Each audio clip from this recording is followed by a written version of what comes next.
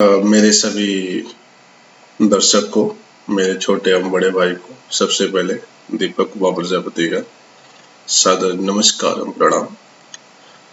मैं आज आपके सामने कुछ फैक्ट्री एक्ट के नेक्स्ट लेवल के एक्ट के बारे में आपको डिस्क्राइब करूंगा और मैं आपको समझाने की कोशिश करूंगा जो कि आपको उसके बारे में पता चल सके। मैं आशा करता हूं कि मेरे द्वारा समझाया जाए, जो समझाया जाएगा वो आपको पूर्णतः समझ में आएगा और उस पर अमल करके आप समझने की कोशिश करेंगे। अगर आपको मेरा वीडियो पसंद आएगा तो आप ज़रूर लाइक कीजिएगा और शेयर कीजिएगा, सब्सक्राइब कीजिएगा। आशा करता हूं कि पसंद आएगा।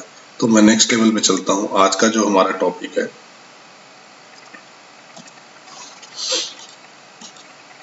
वो हमारा है payment of wages act 1936। Payment of wages act 1936 से ये जो है 1936 में क्या होता है, लाया जाता है। 1936 में लाने का इसका उद्देश्य क्या था? सबसे पहले चीजें हमें जानने की जरूरत क्या है। उद्देश्य, कोई भी चीजें हमारे जीवन में या हमारे सरकार के पास या हमारे कोई भी चीजें हमारे जीवन चर्या में कोई भी चीजें अगर आता है तो सबसे पहले उसे जानने की जरूरत होती है कि उद्देश्य क्या है।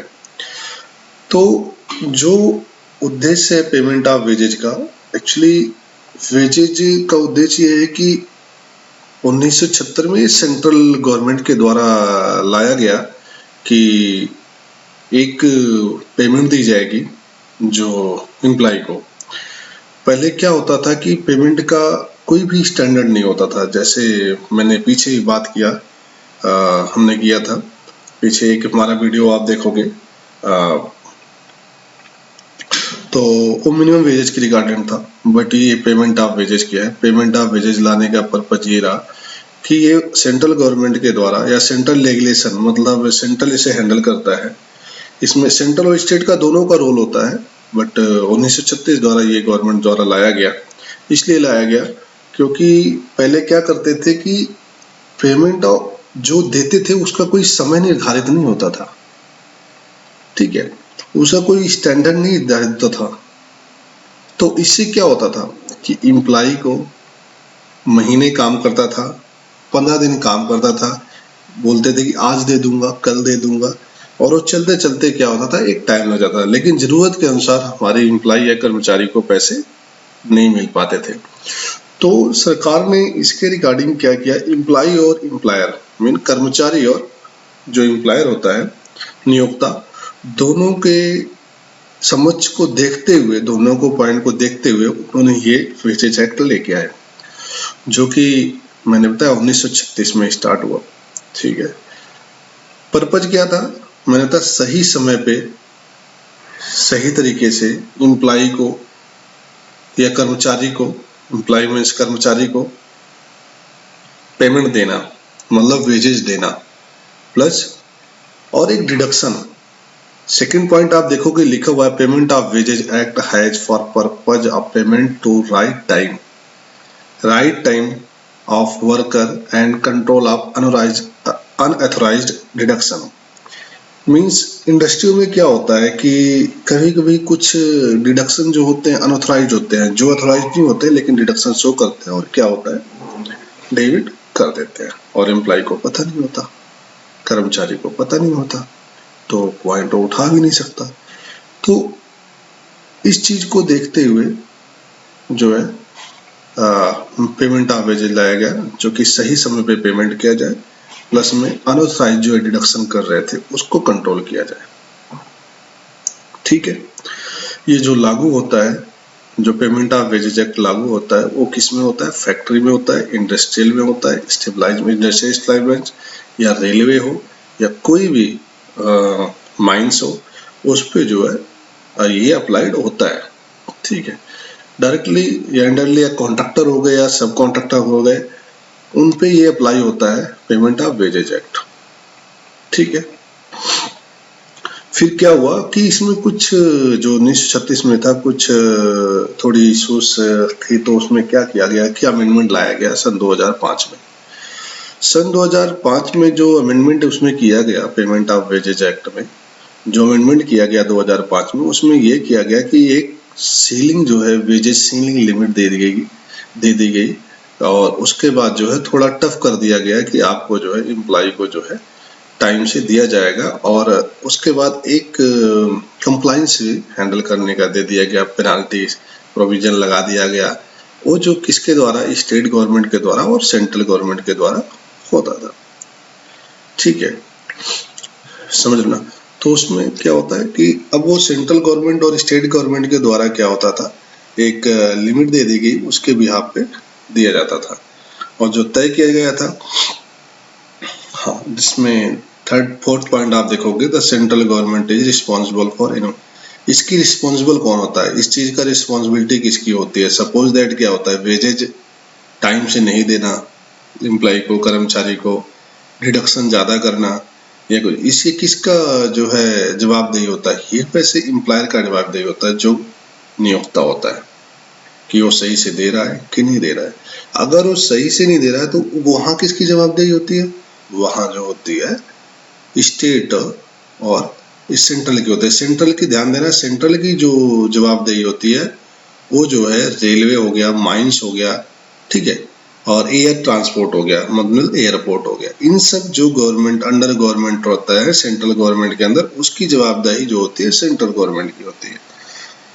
सेकंड, फैक्ट्री और industrial and establishment shop act, इन सब में क्या होता है कि स्टेट गवर्नमेंट की जो है जवाबदेही होती है। अगर कोई भी इंडस्ट्री किसी भी कर्मचारी को, अगर कोई भी इंडस्ट्री किसी भी कर्मचारी को पेमेंट टाइम से नहीं देता है, अगर कर्मचारी क्लेम करता है तो स्टेट गवर्नमेंट में जाकर के, स्टेट गवर्नमेंट में ऐसा नहीं है कि स्टेट गवर्नमेंट में जाकर के वो उससे बोलेगा, उसका भी एक डेजिग्नेशन डिवाइड किया गया है। एक एम्प्लॉय हायर होता है स्टेट गवर्नमेंट में, सबके अलग अलग, जैसे लेबर इंस्पेक्टर हो गए, ये सब होता है, तो वो एक सिस्टम होता है, वो भी मैं पहुंचूंगा अभी, बस धीरे धीरे चल रहा हूँ। लेकिन जो हैंडलिंग होती है वो स्टेट गवर्नमेंट द्वारा होती है, फैक्ट्री की और इंडस्ट्रियल स्टेबलाइजमेंट की।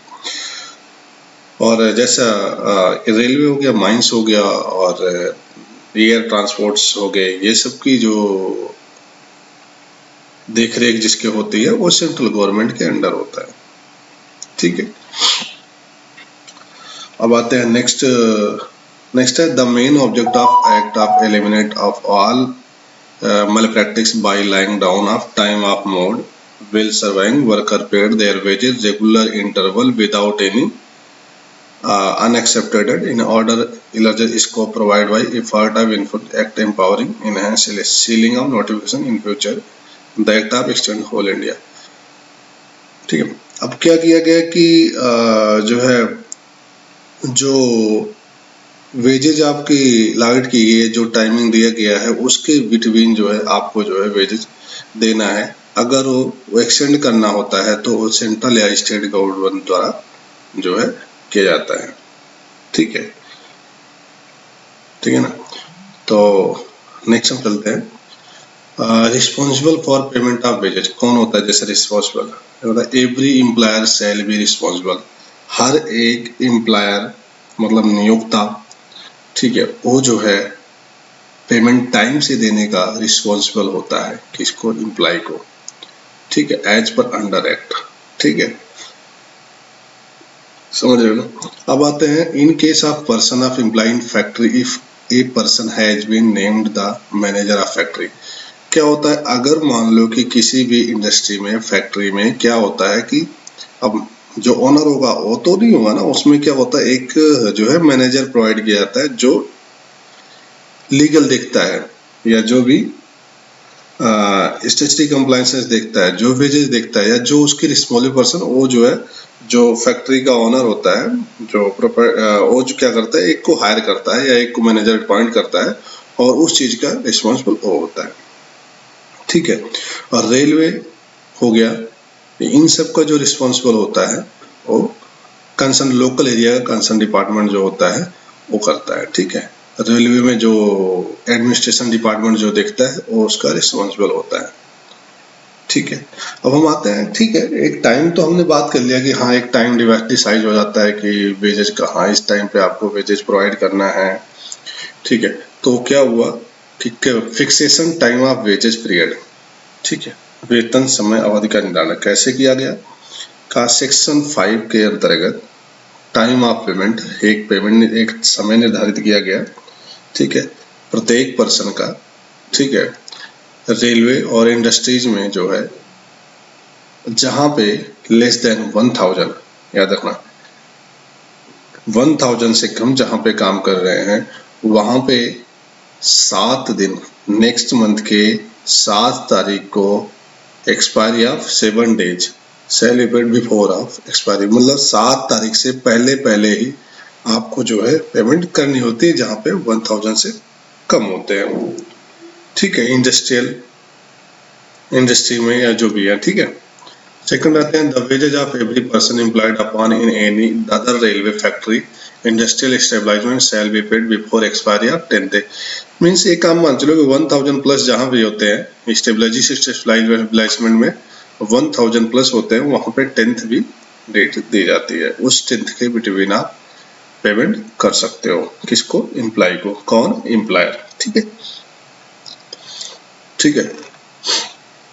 और दूसरा in case of employed dock jetty mines, मतलब जो पत्थर माइन वाले होते हैं प्लस डॉक वर्कर जो होते हैं उनका जो होता है कि जो एक टाइमिंग होता है, मीन्स एक टाइमिंग दे दिया है 7 डेज, विद इन 7 डेज, जैसे आज हमारा डेज, आज हमने वर्किंग किया तो आज हम वर्किंग करने के बाद नेक्स्ट 7 डेज के बिटवीन जो है उनका पेमेंट हमें करना पड़ता है, ठीक है।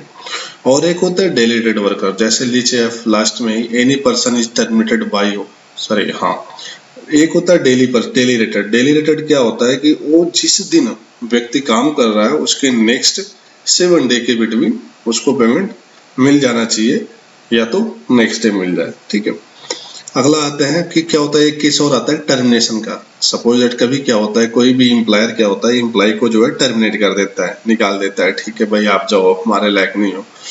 तो उसमें क्या होता है, एम्प्लॉय के पास एक राइट होता है कि जिस दिन उसकी लास्ट वर्किंग डे होगी उसके नेक्स्ट डे तक उसको पेमेंट करना पड़ता है। किसको? एम्प्लॉयर को। हाँ, एम्प्लॉयर नहीं करता है तो उसका एक रीजन फाउंड करके रीजन देना पड़ता है कंसर्न डिपार्टमेंट में कि हाँ इस वजह से हमने जो है नहीं किया, नहीं पेमेंट कर पाया, ठीक है। जो भी उसकी अमाउंट बनती है लास्ट डे तक उसको सेकंड वर्किंग डे लिखा है ना, second working day from the day, जिस दिन से होगा, जिस दिन उसका एंड ऑफ डे होगा उसके नेक्स्ट डे पे जो है उसका पेमेंट करना पड़ेगा, जो भी उसकी पेमेंट बनेगी वेजेज, ठीक है। फिर आते हैं डिडक्शन की, हमने बात की थी कैसे कटौती होती है। याद रखना आप एम्प्लॉय हो तो एम्प्लॉय अपने हिसाब से देखना और एम्प्लॉयर अपने हिसाब से देखना, दोनों तरफ से मैं समझाने की कोशिश करूंगा। Deduction from the wages of an employ, एक एम्प्लॉय का जो है वेतन से कटौती कैसे होती है। First, fine. फाइन्स मीन कोई भी, याद रखना कोई भी चीजें ऐसे फाइन्स नहीं कट, फाइन किसी भी एम्प्लॉय का वेजेस से जो है फाइन ऐसे नहीं काटा जा सकता है, वो भी अप्रूवल होना चाहिए स्टेट गवर्नमेंट से कि किस तरीके का फाइन है, क्या वो फाइन्स अप्रूव्ड है। लाइक दैट हमने बोला कि अगर कोई व्यक्ति 10 दिन लगातार, सपोज एग्जांपल मैं बता रहा हूँ, 10 दिन लगातार नहीं आ रहा है वर्किंग पे तो उसको जो है एक दिन की सैलरी या 500 रुपीज जो है डिडक्शन होगा फाइन के तौर पे। तो ये आपका ऑलरेडी अप्रूव्ड होना चाहिए स्टेट गवर्नमेंट से, तभी फाइन लगेगा। ड्रेस के फाइन हो गए, सपोज दैट ड्रेस हो गया, ड्रेस लग गया, लेकिन अगर पहन के नहीं आ रहा है और आपने अप्रूव्ड करवा रखा है स्टेट गवर्नमेंट से तो आप उस पर फाइन लगवा सकता है एम्प्लॉयर, और उसको एम्प्लॉय को डेबिट करवाना पड़ेगा, ठीक है। एब्सेंस फ्रॉम ड्यूटी, डिडक्शन क्या होगा, जितने दिन आप वर्किंग नहीं करोगे वो डिडक्शन होगा। एज पर नॉर्म होता है कि आप जैसे 3 दिन ड्यूटी नहीं किए तो 3 दिन आपका जो है सैलरी नहीं मिलेगा, वो डिडक्शन होगा, ठीक है। Damage to or loss good specially intern to the employ, suppose that employ काम कर रहा है या जो भी है, कुछ मिसहैपनिंग से क्या होता है कि मिसहैपनिंग नहीं बोल सकते, ये बोल सकते हैं डैमेज होना, नुकसान करना, कोई भी गुड्स जो है नुकसान होता है तो एम्प्लॉयर जो है डैमेज का डेबिट कर सकता है। ये याद रखें एम्प्लॉयर की ऐसे भी कोई चीज़ डैमेज करने से पहले उसके पास रजिस्टर मेंटेन जरूर होना चाहिए। जितने भी डैमेज होता है उसका रजिस्टर मेंटेन जरूर होना चाहिए, क्योंकि कल जो है एम्प्लॉयर के पास अगर कोई डैमेज का या कोई एम्प्लॉय अगर ब्लेम करता है कि नहीं हमारा तो आपने डेबिट कर दिया, ठीक है, तो आपका रजिस्टर मेंटेन होना चाहिए कि हाँ वो एग्री है डैमेज के लिए, ठीक है। कैसे प्रूफ होगा, तो आपके पास ये होना जरूरी है। Housing accommodation and amenities provided by employer. अगर एम्प्लॉयर एकोमोडेशन प्रोवाइड करता है एम्प्लॉय को, तो एम्प्लॉयर उसके वेजेस से डेबिट कर सकता है। Recovery for advance of adjustment over payment of wages means advance की पेमेंट अगर कोई करता है, सपोज दैट मैं हूँ, आज तारीख है 18 जुलाई है और मैंने अभी तो पूरा मंथ काम किया नहीं है, तो लेकिन मुझे अर्जेंट बेसिस कोई ज़रूरत पड़ी, मैंने एडवांस के लिए क्लेम कर दिया कि हाँ मुझे एडवांस चाहिए। और क्या करती है इंडस्ट्री, हमें डिपार्टमेंट एडवांस प्रोवाइड करती है ज़रूरत के लिए, और फिर क्या होगा, जैसे सैलरी वेजेज बनेगा वैसे वो वेजेज से डेबिट करने के लिए डाल दिया जाएगा, वो डेबिट हो जाएगा, ठीक है। याद रखें इसका भी एडवांस रजिस्टर भी उसमें मेंटेन होना चाहिए, ठीक है, कि हाँ आप डेबिट कर रहे हो, आपने इतनी तारीख को एडवांस दिया, प्लस में आपका ट्रांजेक्शन, ये सब चीज़ें होना चाहिए। नहीं तो क्या होता है, कभी कभी ये ऑब्जेक्शन उठ जाते हैं, हम डेबिट तो कर लेते हैं लेकिन क्या होता है कि वो एडवांस लिया है तब भी बोलता है अगर नहीं लिया हो, तो वहाँ पे आके ऑब्जेक्शन खड़ा होता है अगर आपके पास प्रूफ नहीं होगा तो। आते हैं लोन क्या होता है कि एक वेलफेयर, मतलब एक हम हेल्प करते हैं अपने एम्प्लॉय को, एम्प्लॉयर जो है हेल्प करता है, ये भी अप्रूव्ड होता है स्टेट गवर्नमेंट से, ठीक है। वैसे अब क्या होता है कि अब जो फंड हम एक एम्प्लॉय को देते हैं लोन के तौर पे, कभी लोन क्या होता है, कभी कभी क्या होता है मंथली बेसिस भी डेबिट करती है इंडस्ट्री, कभी कभी कहीं कहीं पूरे के पूरे लोन डेबिट कर लेती है, वो भी डिपेंडेंट ऑन एम्प्लॉय और एम्प्लॉयर का अंडरस्टैंडिंग। और वैसे तो मंथली बेसिस पे करती है, सपोज दैट 10 महीने के लिए दिया तो 1 लाख दिया तो 10,000 पर मंथ डेबिट होगा, वो भी आपका कागजी कार्रवाई के बीच में ही, रजिस्टर के बीच में ही होना चाहिए, याद रखना। फिर एक होता है डेबिट पीएफ और ईएसआई, जो भी पीएफ और ईएसआई सेंट्रल गवर्नमेंट के द्वारा, ये भी पता है आपको, हम एक सोशल चीज़ें होती हैं जिसे हम एम्प्लॉयर भी पे करता है, एम्प्लॉय भी पे करता है, तो वो जो पार्ट होता है वो भी सेंट्रल गवर्नमेंट के हिसाब से आज जो है 12% है, एम्प्लॉय का 12%, एम्प्लॉयर 12%, तो एम्प्लॉय का जो है 12% वो डेबिट कर सकता है, ठीक है। इनकम टैक्स क्या है, वो भी टैक्स के रूल के हिसाब से जो है इनकम टैक्स जो है डेबिट होगा, किससे, पेमेंट ऑफ वेजेस से। कहते हैं payments cooperative society approved by state government और scheme of insurance, like that insurance mean ESI ले लो, पोस्ट ऑफिस से कोई ले लो, जैसे पेंशन स्कीम हो गया, पेंशन, अगर ऐसा कुछ भी चीज़ें होती हैं और वो अप्रूव्ड होती है स्टेट गवर्नमेंट से, उस स्कीम के तौर पे एग्री है, तो उस पे आप डेबिट कर सकते हो, ठीक है। याद रखना, जैसे मिलता है इंश्योरेंस, और दूसरा कोई भी चीज़ें आप डिडक्शन डालते हो तो उसका रजिस्टर जरूर मेंटेन करें, ठीक है, जिससे कि आपको कंप्लाइंस करने में कोई भी अगर कंप्लाइंस होती है, चाहे वो पीएफ की कंप्लाइंसेस हो, चाहे ईएसआई की कंप्लाइंसेस हो, चाहे जिस चीज़ की भी कंप्लाइंस हो, या कोई एम्प्लॉय अगर ब्लेम करता है कि हाँ मैंने ये डैमेज का लॉस नहीं वेयर करूँगा, तो याद रखना है कि साइन हमें ज़रूर करवाना है, प्लस में या तो आपके जो आपका कंपनी पॉलिसीज होगा जो स्टेट गवर्नमेंट से अगर अप्रूव्ड होगा, तो वो चीज़ें आप दिखा करके तब डेबिट कर सकते हो, ठीक है। एम्प्लॉय तो ऐसे मानता नहीं है, लेकिन आपका अगर पॉलिसी है और आपके पॉलिसी में मेंशन है और गवर्नमेंट से अप्रूव्ड है, तो आप कर सकते हो, ठीक है। आते हैं लास्ट, अगला है कि claim arised out of deduction from wages of delay payment of the wages and payment for the, ठीक है, मैलिकस ऑफ वेक्सेस क्लेम, वेतन से कटौती का, वेतन के भुगतान में देरी, जुर्माने से उत्पन्न होने वाले दावे, दुर्भावजनक या परेशान करने वाले दावा।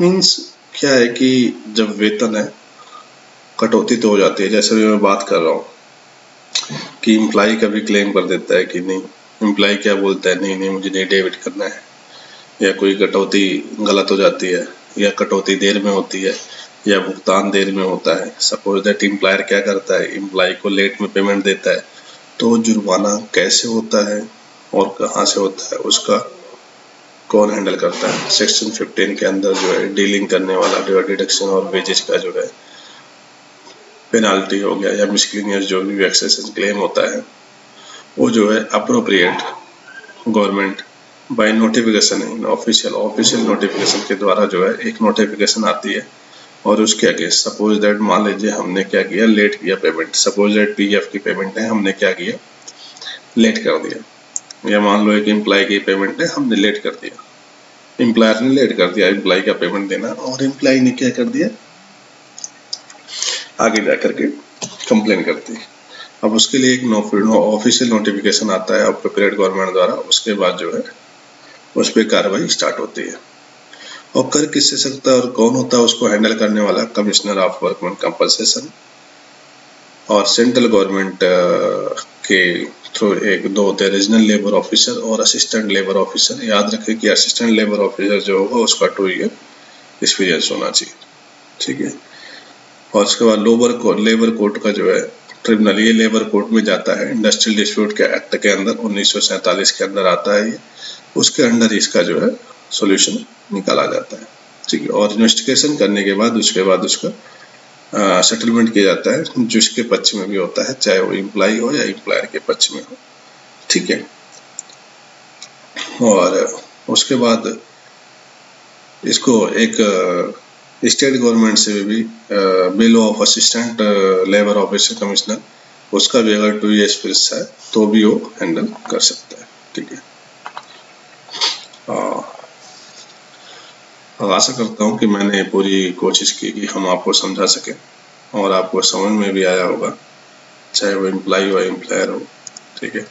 वीडियो देखने के लिए सभी को धन्यवाद। Thank you very much. Video अगर सबको पसंद आई है तो लाइक और शेयर और सब्सक्राइब करें। Thank you.